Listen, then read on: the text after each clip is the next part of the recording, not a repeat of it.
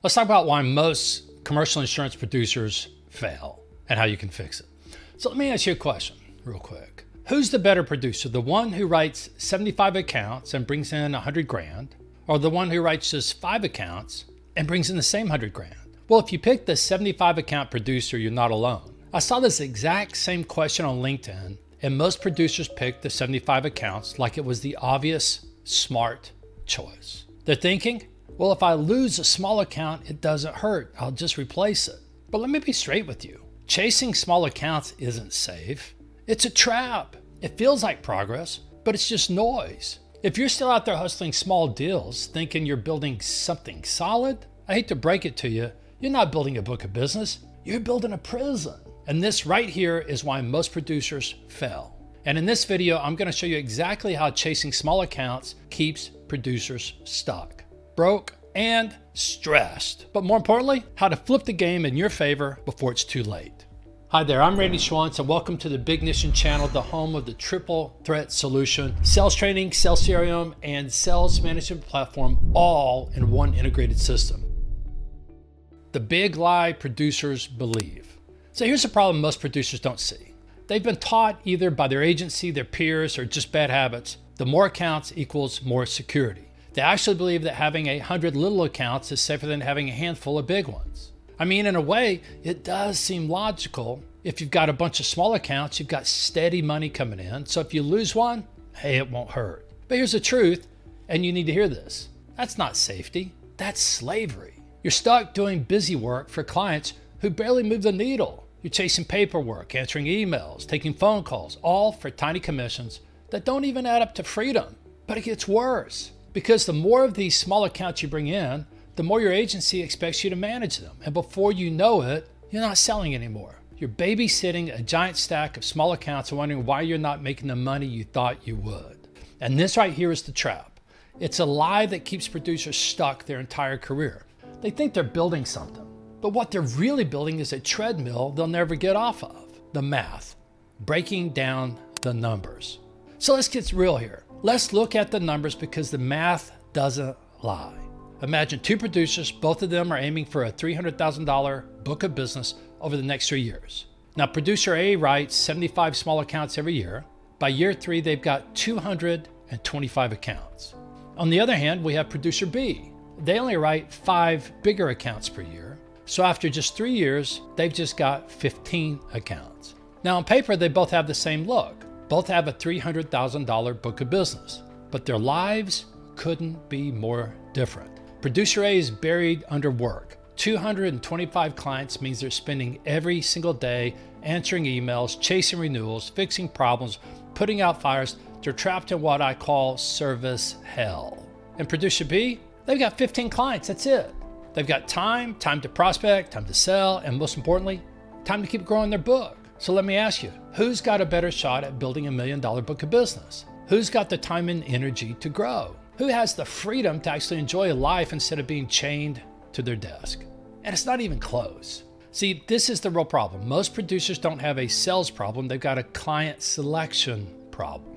They keep picking their own clients, then wonder why they're stuck. So here's a solution. And that brings us to the real question. How do you fix this? Because once you see this clearly, there's really only one way out. You stop chasing small accounts. Period. No exceptions. No excuses. You got to make a hard decision, and yeah, it's uncomfortable. You got to shift your entire focus to bigger, more profitable accounts, the ones that actually move the needle, the ones that can double or triple your book without burying you in service work. And this isn't about working harder, it's about working smarter and working with the right clients. And let me be clear, this doesn't mean you're going to magically land big accounts tomorrow. It takes discipline, it takes guts, and it takes strategy. You need to get ruthless about who you go after. You need to prospect with intent. You need to stop wasting your time chasing deals that don't fit.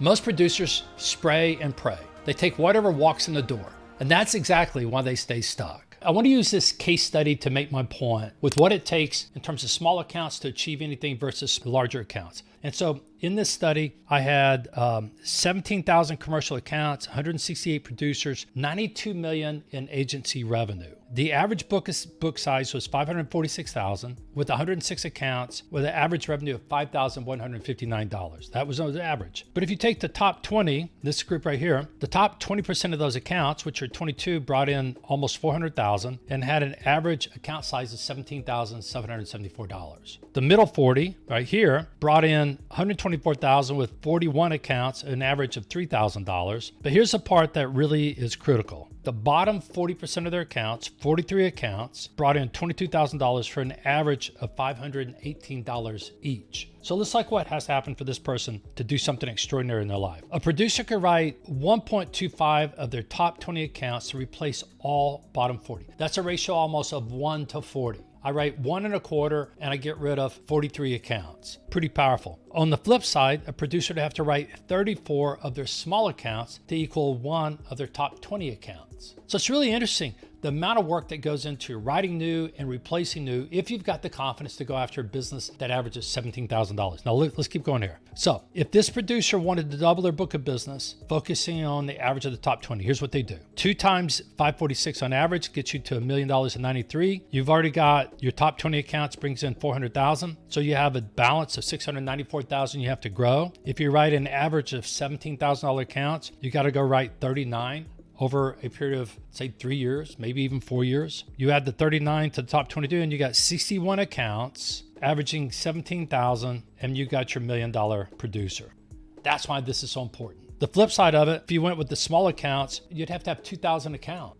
It's crazy. So the real secret here is how do you get to that? And that's coming up next. So when you get serious about going after the right accounts, when you stop wasting time on the wrong ones, that's when you start seeing how fast your business can grow. That's how producers go from being stuck at 100 grand to building $1 million book. It's not magic, it's just focus. So here's some practical tips and challenge. But let's get practical here. How do you actually break out of this small account trap? Here's exactly what you need to do. Step number 1, you got to get crystal clear on the minimum account size you're willing to write. Draw a line in the sand. If an account doesn't meet that revenue threshold, you don't touch it. Not now, not ever.